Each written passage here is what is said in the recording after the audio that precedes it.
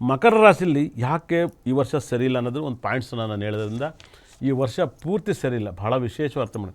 ಮಕರ ರಾಶಿಯವರಿಗೆ ಇದ್ದಿದ್ರಲ್ಲಿ ಟೈಮ್ ತುಂಬ ಚೆನ್ನಾಗಿ ಆಗ್ಬೇಕಾದ್ರೆ ನೀವು 10ನೇ ತಿಂಗಳು 18ನೇ ತಾರೀಕು 12ನೇ ತಿಂಗಳು 5ನೇ ತಾರೀಕು ನಿಮ್ಮ ಟೈಮ್ ತುಂಬ ಚೆನ್ನಾಗಿರುತ್ತೆ. ಅಷ್ಟೇ ನಿಮ್ಮ ಟೈಮ್ ಚೆನ್ನಾಗಿರೋದು. ಅದಾದಮೇಲೆ ನೀವು ಕಷ್ಟಕ್ಕೆ ಸಿಗಾಕೈತ್ರಿ. ಯಾಕಂದರೆ ಶನಿ ವಕ್ರವಾಗಿರ್ತಾನೆ. ಭಾಳ ಮಿರಾಕಲ್. ಶನಿ ವಕ್ರವಾಗಿದ್ದಾಗ ಮಕರ ರಾಶಿನೇ ವಕ್ರವಾಗಿದೆ. ಊಹೆ ಮಾಡೋಕ್ಕಾಗಲ್ಲ. ಮಕರ ರಾಶಿ ನೀವು ನೋಡಿದ್ರೆ ಪೆಜ್ವಲ್ ಏನೋರು ಊಹೆ ಮಾಡೋಕ್ಕಾಗಲ್ಲ ನಿಮ್ಮ ಕೈಲಿ. ನಾಳೆ 5ನೇ ತಾರೀಕು ಅವ್ರು ಬರ್ತಾಡೆ. ಭಾಳ ಮಿರಾಕಲ್. ಮಕರ ರಾಶಿ ನಿಂಗೆ ಉಲ್ಟಾಗೈತೆ. ಉಲ್ಟಾದಾಗ ಹೋಗ್ಬಿಟ್ಟು ನಾನು ಎದ್ದಿದ್ದು ಕತ್ತೀನಿ ಅಂದರೆ ತಪ್ಪಾಗುತ್ತೆ. ಮಕರ ರಾಶಿಗೆ ಉಲ್ಟಾಗಿರುತ್ತೆ. ಅದನ್ನು ನೀವು ಕೇರ್ಫುಲ್ಲಾಗಿ ಹ್ಯಾಂಡ್ಲ್ ಮಾಡಬೇಕಾಗತ್ತೆ. ಮಕರ ರಾಶಿಲಿ ಯಾವುದೇ ಕಾರಣಕ್ಕೂ ಕೂಡ ವರಮಹಾಲಕ್ಷ್ಮಿ ಹಬ್ಬನ ನೀವು ಸುಮ್ಮನೆ ಮಾಡಿ. ನೀವು ಇಲ್ಲ ನಾನು ಈ ವರ್ಷ ವರಮಹಾಲಕ್ಷ್ಮಿ ಹಬ್ಬ ಮಾಡಿ ನಾನು ಚೆನ್ನಾಗಿ ಆಗ್ತೀನಿ ಅನ್ನೋದು ಈ ರಾಂಗ್ ಕಾನ್ಸೆಪ್ಟು. ಅದ್ರಲ್ಲಿ 15ನೇ ತಾರೀಕು ದಿ ಬೆಸ್ಟ್ ಡೇಟು. 15ನೇ ತಾರೀಕು ನೀವೆಲ್ಲರೂ ಮಾಡಿ. ನಾನು ಕೂಡ ಮಾಡ್ತೀನಿ. ನನಗಿರೋ ನಂಬಿಕೆ ಅದು. ಭಾಳ ಮಿರಾಕಲ್ ವರಮಹಾಲಕ್ಷ್ಮಿ ಹಬ್ಬ. ಮತ್ತು ಗುರು ಶುಕ್ರ ಸಿಗೋದು ಭಾಳ ಅಪರೂಪ. ಅದು ಕೂಡ ಮಕರ ರಾಶಿಗೆ ಅದು 6ನೇ ಮನೆ ಆಗುತ್ತೆ. 6ನೇ ಮನೆ ಅವ ಸಂಬಂಧ ಇಲ್ಲ. 6ನೇ ಮನೆ ಯಾವತ್ತೂ ಕೂಡ ಶುಭ ಗ್ರಹಗಳು ಹೋಗಬಾರ್ದು. 6ನೇ ಮನೆಗೆ ಹೋದಾಗ ಏನಾದ್ರು ಗೊತ್ತಾ, ಗಂಡ ಹೆಂಡ್ತಿರು ಜಗಳಗಳಾಗುತ್ತೆ. 1000 ಜನ ಅಷ್ಟೆಲ್ಲ ಜನ ಹೇಳಿ ನನ್ನನ್ನು ಕೂರಿಸಿ ನಾನು ಚಾಲೆಂಜ್ ಮಾಡೋ ಥರ ಮಾಡಲಿ ಯಾರು ಕೂಡ. ಯಾಕಂದರೆ ನನಗೆ ಮಾತ್ರ ಗೊತ್ತು ಗ್ರಹಗಳು ಏನು ಮಾಡ್ತೇವೆ ಅನ್ನೋದು. ಯಾಕಂದರೆ ಈ ಪ್ರಪಂಚದಲ್ಲಿ ಬ್ರಹ್ಮನ್ನ ಆರಾಧನೆ ಮಾಡೋನು ಒಂದೊಳ್ಳೆ ನಾನೇ. ಈ ಬ್ರಹ್ಮ ಸೃಷ್ಟಿಕರ್ತನಿಗೆ ನವಗ್ರಹಗಳನ್ನ ಯಾವ ಮನೆಯಲ್ಲಿ ಯಾವ ನಕ್ಷತ್ರದಲ್ಲಿ ಯಾವ ಪಾದದಲ್ಲಿ ಯಾವ ಓರಲ್ಲಿ ಯಾವ ಗ್ರಹನ ಇಡಬೇಕು ಅನ್ನೋದು ಅದು ಬ್ರಹ್ಮನಿಗೆ ಮಾತ್ರ ಗೊತ್ತು. ಯಾಕೆ ನಾನು ಬ್ರಹ್ಮನ ಪೂಜೆ ಮಾಡ್ತೀನಿ ಅಂದರೆ ಈ ಜನ್ಮದಲ್ಲಿ ನಾನೇನೋ ಹುಟ್ಟುಬಿಟ್ಟೆ ನಂಗೆ ಬುದ್ಧಿ ಇಲ್ಲ. ನಾನು ಹಿಂದೂ ಆಗಿ ಹುಟ್ಟಿದರೆ ರಾಮ ಲಕ್ಷ್ಮಣ ಅಯ್ಯಪ್ಪ ಸ್ವಾಮಿ ಶರಣಮಯ್ಯಪ್ಪ ಅಂತೇಳಿ ನಾನು ಅಯ್ಯಪ್ಪ ಸ್ವಾಮಿಗೆ 2 ಮದುವೆ ಅಂತ ನಾನೇ ಫಸ್ಟ್ ತಗೊಬಂದು ಹೇಳಿದ್ರು ಟಿ ವಿಲಿ. ಇವತ್ತು ಕೂಡ ನಾನು ಟಿ ವಿಲಿ ಆಫೀಸಲ್ಲಿ ಬಂದೆ. ನಿಮ್ಮ ಮನೆಯಲ್ಲಿ ನಿಮ್ಮ ಹೆಂಡತಿ ನಿಮ್ಮ ಮಕ್ಕಳು ನಿಮ್ಮ ಫ್ಯಾಮಿಲಿಯೆಲ್ಲ ಹ್ಯಾಪಿಯಾಗಿರಬೇಕು ಅಂದರೆ ನಿಮ್ಮ ಲೈಫಲ್ಲಿ ಸನ್ಯಾಸಿ ದೇವ್ರನ್ನ ಯಾರೂ ಪೂಜೆ ಮಾಡಬೇಡಿ ಅಂತ ಓಪನ್ನಾಗಿ ಹೇಳ್ತೀನಿ. ಸನ್ಯಾಸಿ ದೇವ್ರುಗಳನ್ನ ಯಾರೂ ಪೂಜೆ ಮಾಡಬೇಡಿ. ಅವರು ನಮಗೆ ನೋಡಿರಿ, ಈ ಪ್ರಪಂಚದಲ್ಲಿ ನಾನು ನಿಜವಾಗಿ ಸಾಕಷ್ಟು ವಿಷಯ ಹೇಳಿದ್ದೀನಿ. ನಾನು ಮನುಷ್ಯನಲ್ಲಿ ತುಂಬ ದೊಡ್ಡ ದೇವರಾಗ್ಬೋದು. ಮನುಷ್ಯನಲ್ಲೇ ನಾನು ದೊಡ್ಡ ದೇವರು.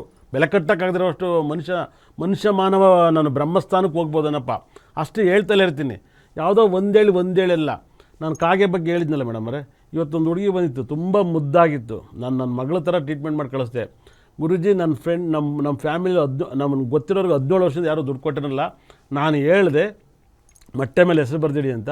ಇವತ್ತು ಅವ್ರು ದುಡ್ಡು ತಂದು ಕೊಟ್ಟರು ಅಂತ. 17 ವರ್ಷದಿಂದ ಕೊಡದೇ ದುಡ್ಡು ತಂದು ಕೊಟ್ರಂತೆ. ಈ ಥರಗಳು ಸಾಕಷ್ಟು ಘಟನೆಗಳಿದ್ದಾವೆ. ನಾನು ಹೇಳಿ ಜಾತಕೆಲ್ಲ ನೋಡಿ ಹೇಳ್ಬಿಟ್ಟು ಕಳೆದೋಗ್ಬಿಟ್ಟು ಆ ಹುಡುಗಿ ಕ್ಯಾರೆಕ್ಟರ್ನಲ್ಲಿ ನೋಡಿ ನಂಗೆ ಖುಷಿಯಾಗೋಯ್ತು. ನಾನು ಫಸ್ಟ್ ಟೈಮ್ ಆ ಹುಡುಗಿನ ಪೆನ್ ಕೊಡೋದು ನಂಗೆ ಭಾಳ ಇಷ್ಟ ಆಯ್ತು. ಆ ಹುಡುಗಿ ಪೆನ್ ಇಸ್ಕೊಬಂದೆ 100%. ಪೆನ್ ಕೊಡಿಲ್ಲ ನಂಗೆ ತುಂಬ ಇಷ್ಟ. ಬ್ಲೂ ಅಂದರೆ ನನ್ನ ಫೇವ್ರೇಟ್ ಬಣ್ಣ. ಹಾಗಾಗಿ ಪೆನ್ ಕೇಳಿ ಇಸ್ಕೊಬಂದೆ. ಏನಕ್ಕೆ ಈ ಮಾತನ್ನು ಹೇಳ್ತೀನಿ ಅಂದರೆ ಅವರು ಕೂಡ ನನ್ನ ಫಾಲೋವರ್ಸ್ ಇವತ್ತಿಂದಲ್ಲ, ನಾನು ಮಾರ್ನಿಂಗ್ ಮಂತ್ರದಿಂದ ನೋಡ್ತಾರೆ. 2013ರಿಂದಲೂ ಕೂಡ ನನ್ನ ಪ್ರೋಗ್ರಾಮ್ನ ಒಂದು ದಿವಸ ಬಿಡ್ದಂಗೆ ನೋಡ್ತಿದ್ದಾರೆ.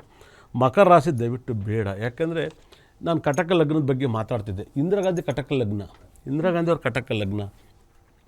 ಅವ್ರ ಮನೇಲೆ ಅವ್ರು ಸತ್ತೋಗ್ಬಿಡ್ತಾರೆ. ಅವ್ರ ಮನೇಲೆ ಹೊಡೆದಾಕ್ಬಿಡ್ತಾರೆ ಸೆಕ್ಯೂರಿಟಿ ಇದ್ದವರೆಲ್ಲರೂ. ದೇವೇಗೌಡರು ಕಟಕ ಲಗ್ನ. ದೇವೇಗೌಡರಿಗೆ ಅವ್ರ ಮನೆಯೇ ಡಿಸ್ಟರ್ಬ್ ಆಗುತ್ತೆ. ಭಾಳ ಮಿರಾಕಲ್. ಮನೇಲಿ ನೆಮ್ಮದಿ ಇಲ್ಲ. ಯಾಕಿಲ್ಲ ಅನ್ನೋದು ನಾನು ದೇವೇಗೌಡರನ್ನ ನೋಡಿದ್ನಲ್ಲ, ಅವ್ರಿಗೆ ಅವ್ರ ಲಗ್ನ ಹುಟ್ಟಿರೋದು ಮರ್ತ್ಬಿಟ್ಟವ್ರೆ.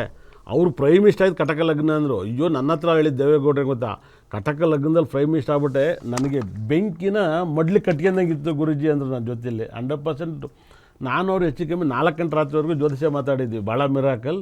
ಆದರೆ ನಮ್ಮನೆ ಎದುರುಗಡೆನೇ ಮನೆ ಹಾಸನದಲ್ಲಿ. ನಾನು ಹೇಳಿದ್ದು ವಾಸ್ತುವಿಲಾಸ ಗುರುಗಳೇ ಚೇಂಜ್ ಮಾಡಿ ಅಂತ. JDS ಮುಹೂರ್ತ ನಾನೇ ಇಟ್ಕೊಟ್ಟಿದ್ದು.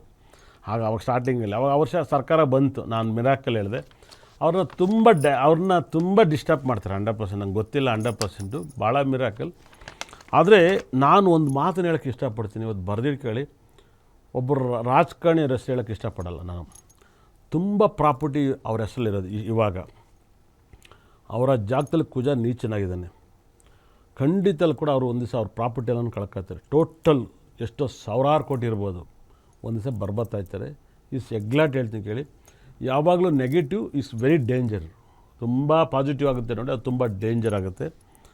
ನನಗೆ ಗೊತ್ತಿರೋ ಪ್ರಕಾರ ಇದೇ ದರ್ಶನ್ ಅವರು ಆಚೆ ಬರ್ತಾರಂತ ನಾನು ಪ್ರೆಡಿಕ್ಷನ್ ಮಾಡಿದೆ. ಇಡೀ ಗಾಬರಿ ಆಗೋಗ್ಬಿಟ್ರು ಮಾಧ್ಯಮದವರೆಲ್ಲ. ನನ್ನ ಕರ್ಕೊಬಂದು ಕೂರಿಸಿದ್ರು ಲೈವಿಗೆ. ಏನೋ ನಾನು ನೆಗೆಟಿವ್ ಮಾತಾಡ್ತಿರೋದು ತಿಳ್ಕೊಬಿಟ್ಟಿದ್ದಾರೆ 100%. ನನಗೆ ದರ್ಶನ್ ಅವ್ರ ಹೆಂಡ್ತಿ ವಿಜಯಲಕ್ಷ್ಮಿ ಅವ್ರು ಹೇಳಿದರು, ಗುರುಜಿ ನೀವೆಲ್ಲೂ ಟಿ ವಿಲಿ ಮಾತಾಡ್ತಾ ಇಲ್ವಾ ಅಂದರು. ಅವ್ರಿಗೆ ಕೇಳೋ ಇದೆ ಅಲ್ಲಿ ನನಗೆ ಹಾಕ್ಬೇಕಂತ ಸುಮ್ಮನಿದೆ.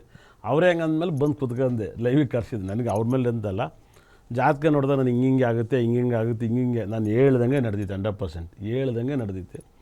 ಮತ್ತು ಸಾಕಷ್ಟು ನೆಮ್ಮದಿಗೆ ಸಂತೋಷಕ್ಕೆ ನನ್ನ ವಾಕ್ಸುದ್ದಿಲಿ ಚೆನ್ನಾಗಿದೆ ಅಂದರೆ ಅವ್ರು ಚೆನ್ನಾಗಿರ್ಬಿಡ್ತಾರೆ. ಅದು ನನ್ನ ಯೋಗ ಅದು 100%. ಯಾಕೆ ಈ ಮಾತನ್ನು ಹೇಳೋಕ್ಕೆ ಇಷ್ಟಪಡ್ತೀನಿ ಅಂದರೆ, ಗ್ರಹಗಳು ಯಾರನ್ನು ಬಿಡಲ್ಲ. 9 ಗ್ರಹಗಳು, 27 ನಕ್ಷತ್ರಗಳು ಆ ಯೋಗದಲ್ಲಿ ಇರಬೇಕು. ನೀವು ವರಮಹಾಲಕ್ಷ್ಮಿ ಹಬ್ಬನ ನೀವು ಕರೆಕ್ಟಾಗಿ ದುಡ್ಡು, ಅದೃಷ್ಟ, ಯೋಗ ಬರಬೇಕು ಅಂದರೆ ನೀವು 100% 15ನೇ ತಾರೀಕು ಮಾಡಬೇಕು. ನಿಮಗೆ ಸಖತ್ ಯೋಗ ಬರುತ್ತೆ. ಭರಣಿ ನಕ್ಷತ್ರ ಇದೆಯಲ್ಲ, ಧರಣಿ ಆಳಿಸುತ್ತೆ, ಭಾಳ ವೈಬ್ರೇಷನ್. ಭರಣಿ ನಕ್ಷತ್ರ ಸಿಗೋದೇ ಅಪರೂಪ ವರಮಹಾಲಕ್ಷ್ಮಿ ಹಬ್ಬಕ್ಕೆ. ತುಂಬ ಒಳ್ಳೆಯದು. ನನಗಂತೂ ನಮಗೆ ಹೆಣ್ಮಕ್ಳಿದ್ದಾರೆ, ನಂಗೆ ಮಹಾಲಕ್ಷ್ಮಿ ಇಲ್ಲಿ ನನಗೆ ನೀವೇ ಮಹಾಲಕ್ಷ್ಮಿ 100%. ಅಷ್ಟು ವೈಬ್ರೇಷನ್. ಯಾಕೆ ಮಕರ ರಾಶಿ ಬಗ್ಗೆ ಸಾಕಷ್ಟು ಮಾಹಿತಿ ನಾನು ಹೇಳಿದೆ, ಇಲ್ಲಿವರೆಗೂ ನಾನು ಹೇಳಿದೆ ಅಂದರೆ ಮಕರ ರಾಶಿ ಟೈಮ್ ಚೆನ್ನಾಗಿಲ್ಲ ಅಂತ ಹೇಳಿದೆ. ನೋಡಿ, ಶ್ರೇಯಸ್ಸೇರ್ ಮಕರ ರಾಶಿ ಫೈನಲ್ RCB ಮೇಲೆ ಮ್ಯಾಚ್ ಸೋತಾಗ್ಬಿಡ್ತೇನೆ ನಾನು. ಮಕರ ರಾಶಿ ಟೈಮ್ ಚೆನ್ನಾಗಿಲ್ಲ, ಮಕ್ಕಳೇ ಮಲಗ್ತಾನೆ ಅಂತ ಪ್ರೆಡಿಕ್ಷನ್ ಮಾಡೋಗಿದ್ದೆ. ಭಾಳ ವಿಶೇಷವಾಗಿ ಮಕರ ರಾಶಿ ಅವ್ನು ಯಾಮಾರ್ಬಿಡ್ತಾನೆ, ಅಷ್ಟೇ ಸಹ ಚೆನ್ನಾಗಿ ರನ್ ಮಾಡ್ತಾನೆ, ಅವ್ನು ರನ್ನೇ ಮಾಡೋಕ್ಕೆ ಬರೋಕ್ಕಲ್ಲ ಅವನಿಗೆ. ಮಕರ ರಾಶಿ ಏನಪ್ಪ ಅಂದರೆ ವೆರಿ ಡೇಂಜರ್ ಆಗುತ್ತೆ. ಭಾಳ ಚೆನ್ನಾಗಿ ಅರ್ಥ ಮಾಡ್ಕೊಳ್ಳಿ. ಮತ್ತು